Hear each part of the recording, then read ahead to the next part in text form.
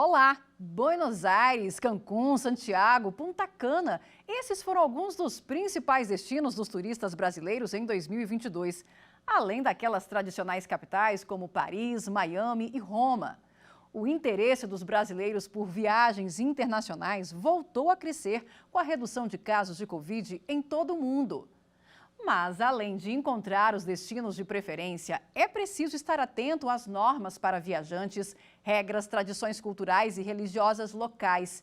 A Mariana e o Tiago já rodaram o mundo e conheceram vários países. E durante a viagem para os Emirados Árabes Unidos, eles contaram pra gente, Mariana e Tiago, como funciona aí.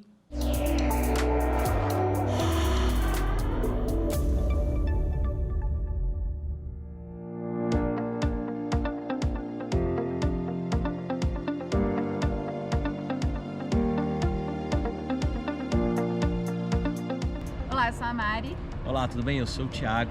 Nós somos jornalistas viajantes e a gente faz o próximo embarque. Exatamente, um site de viagem. A gente já viajou 30 países. Agora a gente está aqui em Dubai, nos Emirados Árabes, e a gente está especificamente agora no Dubai Mall, né, Thiago? Exatamente, ali atrás, ó, o maior prédio do mundo. É o Burj Khalifa.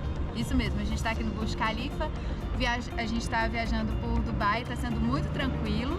Exatamente, é um país muito seguro, é um país muito tranquilo para brasileiro, inclusive. Não exige visto de viagem, a gente pode permanecer aqui por 90 dias, né? Um visto comum de turismo, e a gente não viu nenhuma restrição para entrar aqui no país, não. O brasileiro tem visto tranquilo e existe uma parceria, né, entre os países Emirados Árabes e Brasil, e que a gente consegue tranquilamente entrar e fazer o visto aqui mesmo de visita por 90 dias. Exatamente, por conta desse acordo, eles só carimbaram o nosso passaporte na imigração lá no aeroporto de Dubai, a gente não precisou pagar nenhuma taxa e foi bem tranquilo. A gente ainda está no momento de fim de pandemia, mas eles não exigiram da gente o cartão de vacinação, apesar de que quando a gente compra passagem, eles falam que a gente tem que ter esse certificado de vacinação, né, Thiago? Exatamente. Mas não foi exigido da gente no aeroporto. Também não exigiram da gente o seguro de viagem. Exatamente. A gente recomenda muito fortemente que as pessoas façam um seguro de viagem para viajar para qualquer país. Primeiro que a gente nunca sabe como é que é o sistema de saúde local, né? Com relação às vestimentas, foi uma surpresa. A gente achou que ia chegar aqui nos Emirados Árabes e a gente ia ter que usar só roupa mais fechada, que mulher na rua não estaria usando roupas ocidentais, mas não é bem assim. O que a gente já percebeu é que a restrição mesmo é só nos locais sagrados, né, Thiago? Exatamente. Em Abu Dhabi, na mesquita e nas mesquitas, né, daqui, lugares religiosos em geral, né, sempre tem um código de vestimenta. Aqui em Dubai, na rua e tal, é muito quente. A gente está em pleno inverno, dezembro, tá muito calor. E as pessoas estão se vestindo normal, tipo, as mulheres estão com roupas curtas, os homens de bermuda, não tem nenhuma restrição a isso não, né?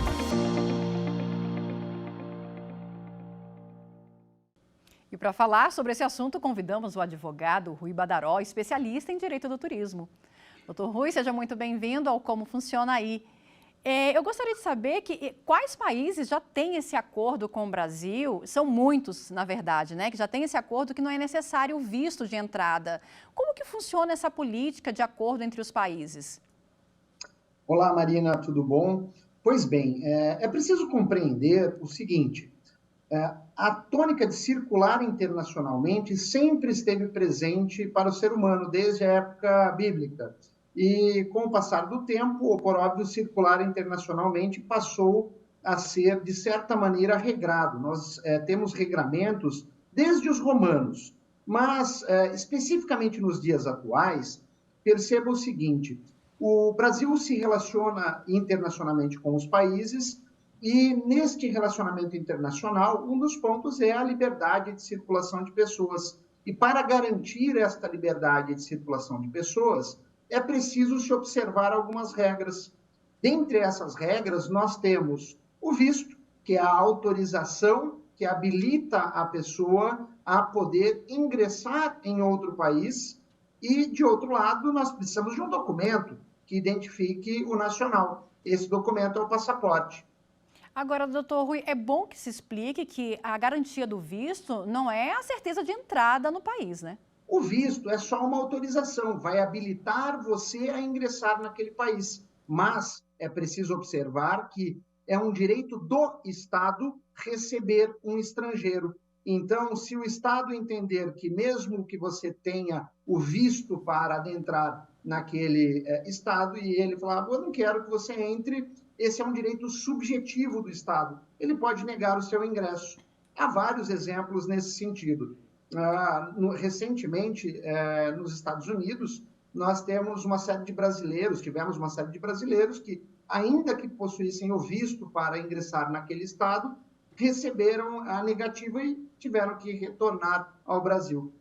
Inclusive, a exigência de seguro-saúde para entrada no país é legal e a pessoa, qual o cuidado que ela deve ter quando ela vai escolher aí o destino da sua viagem e verificar esse seguro, se é importante fazer a contratação ou se é até uma exigência do país para a entrada. Com relação ao seguro de viagem, perceba o seguinte, é uma exigência do país. Cada país tem o seu regramento e pode exigir determinadas condições para que o estrangeiro ingresse em seu território. Dessa maneira, depende de país para país, nós temos um regramento específico. Existem países que exigem o seguro viagem, outros que não exigem. O que temos que observar necessariamente é a importância desse seguro viagem.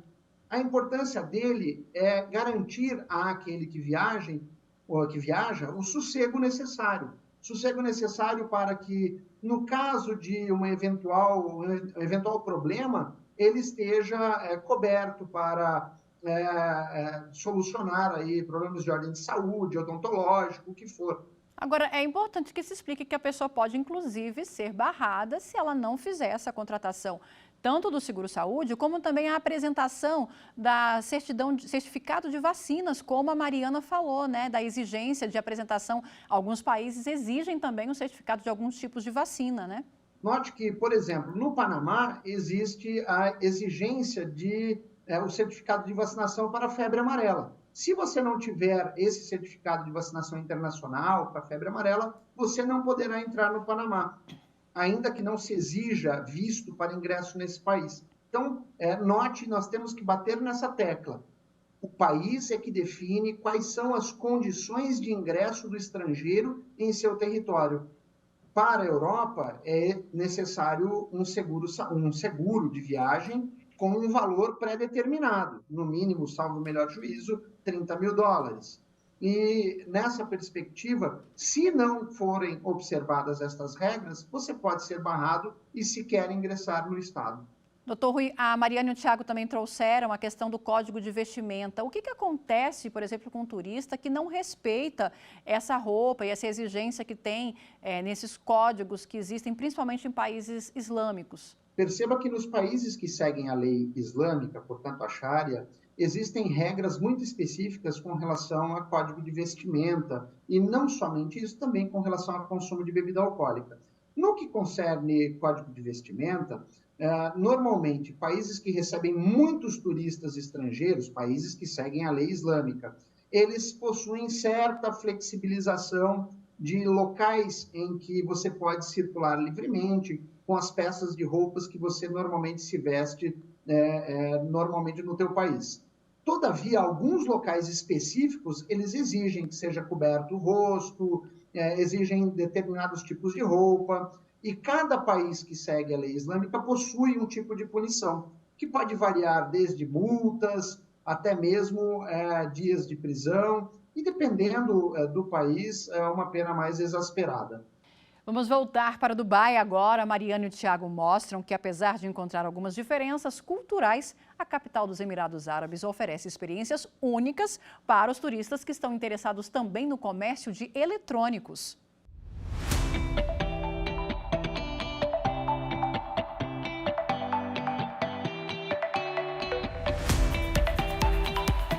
A grande diferença que a gente sentiu aqui, a gente já jantou, já fez várias refeições aqui, a gente chegou já tem 3 dias, a gente viu que realmente não tem bebida alcoólica, né? Nos restaurantes. A gente já foi na praça de alimentação do Dubai Mall, porque o maior shopping do mundo tem, que é o que está aqui atrás, né? O Burj Khalifa faz parte do Dubai Mall. São 1.200 lojas, tem restaurantes de todo tipo de comida, mas a gente não vê nenhum tipo de bebida vendendo. A gente foi também numa loja aqui em que a gente ia comprar um computador, né? E a gente ficou meio com medo de comprar um computador aqui porque assim, existe a garantia local, né, para direito do consumidor, né? E ele falou que se a gente não gostasse do equipamento a gente podia voltar para trocar, mas enfim, nós somos turistas, né?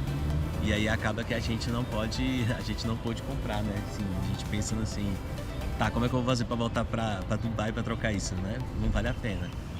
E os preços são bons, né? Assim, é um país com bastante isenção fiscal em equipamentos eletrônicos, então tem muita loja, tem muita opção, tem grandes marcas e você pode fazer, eu acho que é um país mais para você fazer compras também, né? Tem muitas lojas, muitos centros comerciais e é isso. A gente percebeu que Dubai é mais uma cidade mesmo para compra. É para quem está a fim de passear em shopping, é para quem gosta mesmo de atividades indoor, porque andar na rua no inverno de 27 graus não é fácil, então parece que tudo gira em torno do comércio e parece que aqui o consumidor ele é muito respeitado e muito valorizado, porque a gente é muito bem atendido em todas as lojas, independentemente se a gente vai comprar ou não. E a gente achou mesmo bem interessante essa questão de poder trocar se a gente não gostasse de um produto. Então, se você está com vontade de conhecer a Ásia, gosta de fazer compras, gosta de coisas grandiosas, então venha para Dubai, porque aqui realmente é uma cidade que vale a pena conhecer.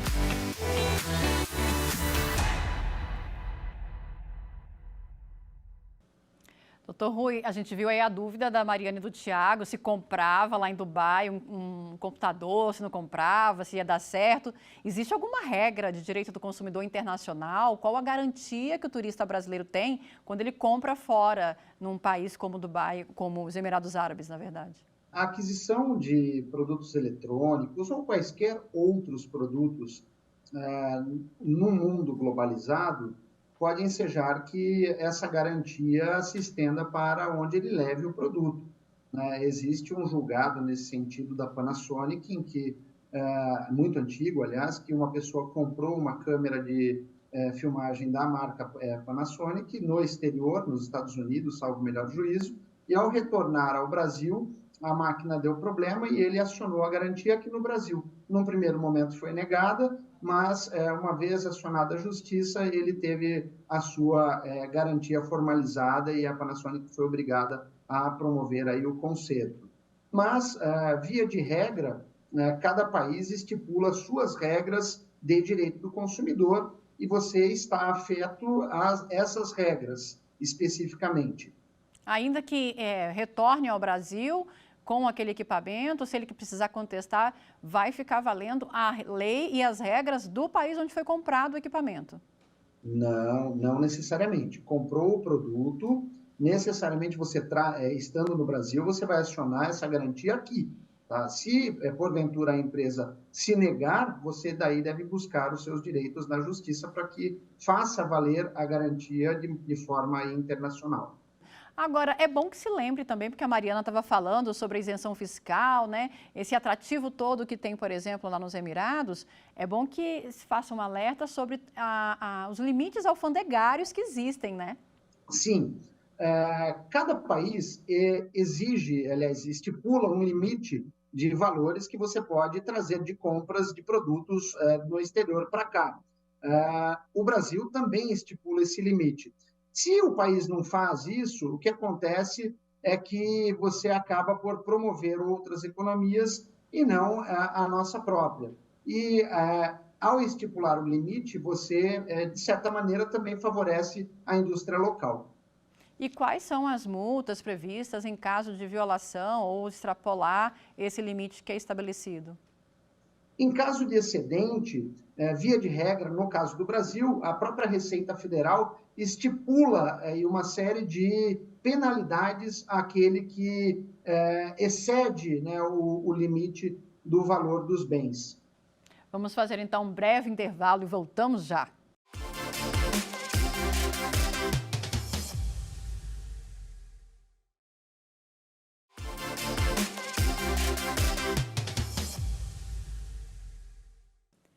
Como Funciona Aí está de volta e você já viu como são as regras para turistas nos Emirados Árabes Unidos.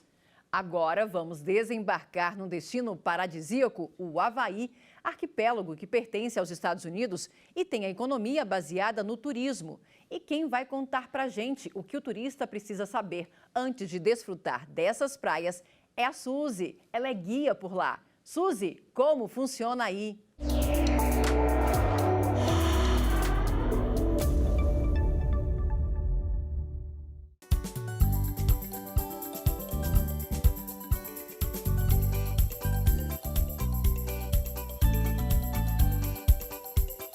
Aloha! Meu nome é Suzy, eu moro aqui no Havaí há mais de 40 anos, sou uma guia brasileira aqui, sou brasileira, chinesa e havaiana.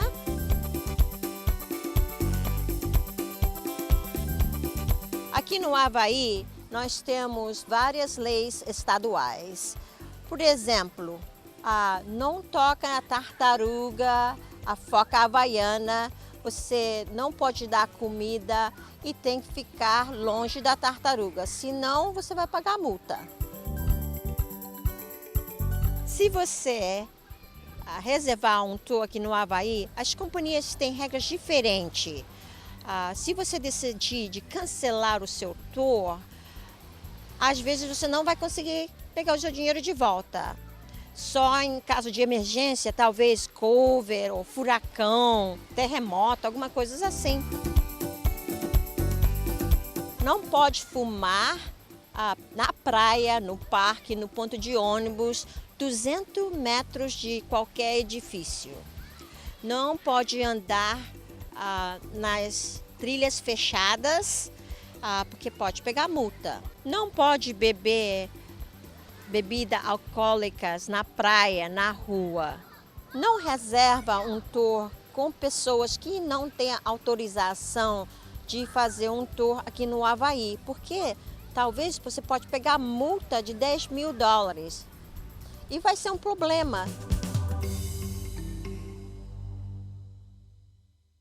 Voltamos a falar sobre esse assunto com o advogado Rui Badaró, especialista em direito do turismo.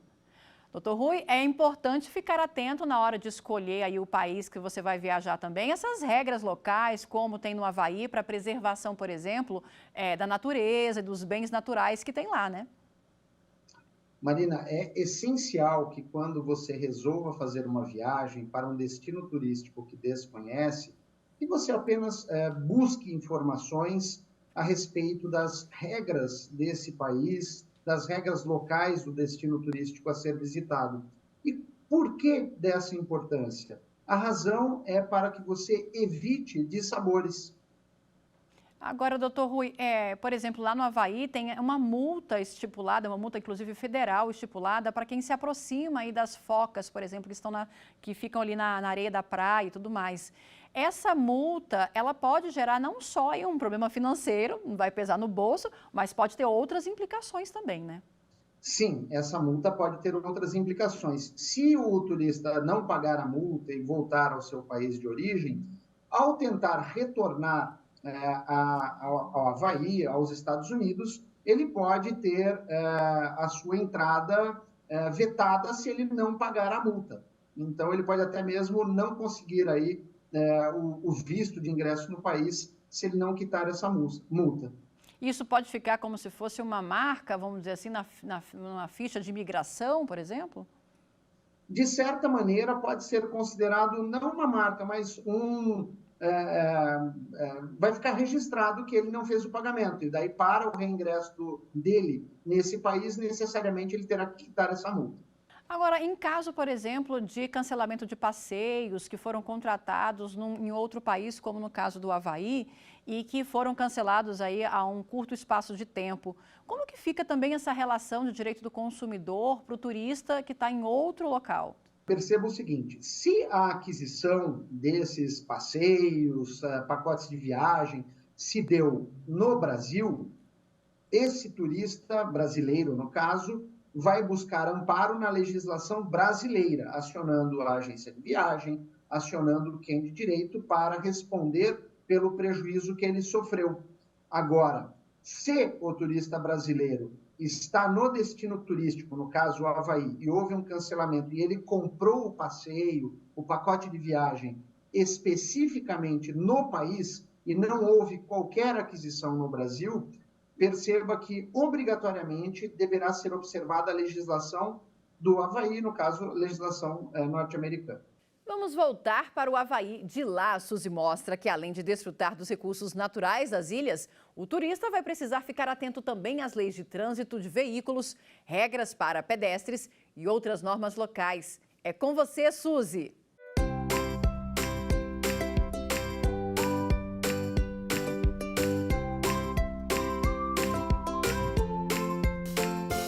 Não jogue o lixo no chão. E quando você está estacionando o seu carro, preste atenção nas placas, porque senão o seu carro pode ser guinchado. E quando você andar de bicicleta, não anda na calçada, não pode skate ou motocicleta na calçada, pode pagar uma multa. E na motocicleta pequena, só pode andar com uma pessoa, não mais de uma pessoa. E não vai na rodovia, porque pode pagar multa. Se você atravessar a rua no meio do quarteirão, você vai pagar a multa. Obedece os sinais e atravessa na faixa. Quando está atravessando a rua, não fala no celular, porque você pode pegar uma multa. Não anda de bicicleta, skate ou motocicleta na calçada. Também pega multas.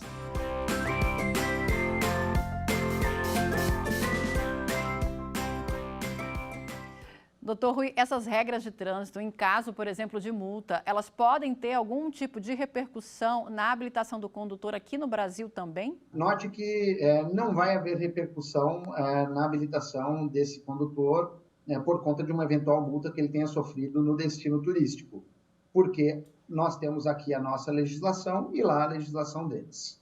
Agora, o senhor tem conhecimento de outras regras assim de trânsito diferentes e que o turista também precisa ficar atento quando for viajar? Com relação a regras de trânsito, normalmente sugere-se que a pessoa tenha obrigatoriamente a carteira de habilitação internacional, que ele requer junto ao Detran de seu estado, e isso permitirá que ele possa circular, dirigir, portanto, veículos de acordo com a sua categoria, que ele possui habilitação no Brasil, no âmbito internacional. E observando cuidados, como, por exemplo, na Inglaterra, em Londres, onde a mão inglesa é diferente e, então, ele não terá possibilidade de dirigir. Agora, eu queria que o senhor trouxesse para a gente também algumas curiosidades de outros países, que é importante também o viajante, aí, na hora que for escolher o seu destino, ficar atento a essas leis locais. Com relação a essas curiosidades, eu separei algumas legislações que são diferentes, Marina. E, dentre elas, nós temos a questão de conectar-se ao Wi-Fi do vizinho em Singapura, é considerado um crime passível de multa de $10 mil ou 3 anos de cadeia. Na Suíça, olha que interessante, após as 22 horas, se você apertar a descarga, é considerada poluição sonora, passível de multa hoje de 1.500 francos. Que mais? Mascar chiclete em Singapura, Singapura é a bola da vez, considerado infração penal, portanto é ilegal, com pena de até 2 anos de cadeia e multa de $100 mil. Para além de Singapura, nós temos também alguns outros, tem uma legislação muito antiga na Itália, precisamente em Milão, que eu considero uma lei bizarra, mas enfim, tanto é que ninguém leva a sério, caiu em desuso. Mas por essa lei exige que todos os cidadãos e todos aqueles que entrem em Milão sejam obrigados a sorrir. Que curioso. Outra legislação estranha. Na França é proibido você dar o nome de Napoleão a um porco. Usar biquíni fora da praia nas Ilhas Maldivas e nos Marrocos é proibido. E em Barcelona, curiosamente, andar na rua de biquíni também é proibido. Não por motivos culturais ou religiosos, só porque eles acham melhor e ponto. Em resumo, É importante fazer o turismo, mas também é importante ficar atento a essas regras, né? As leis locais, não é só escolher a passagem, comprar e ir embora, não, né? Sim, perceba que há um professor já falecido, o professor Jossi Krippendorf, que escreveu sobre sociologia do turismo. É de suma importância que aquele que queira viajar, portanto, fazer turismo, que ele procure conhecer minimamente as regras sociais, as regras culturais e as regras legais do destino turístico para onde ele vai. E aí vai ter uma excelente viagem, né? Exatamente. Doutor Rui, muito obrigada pela participação aqui no Como Funciona Aí. E a gente fica por aqui preparando a nossa próxima viagem. Você confere o Como Funciona Aí no site da TV Justiça, no nosso canal no YouTube e também no Instagram. Até a próxima. Tchau.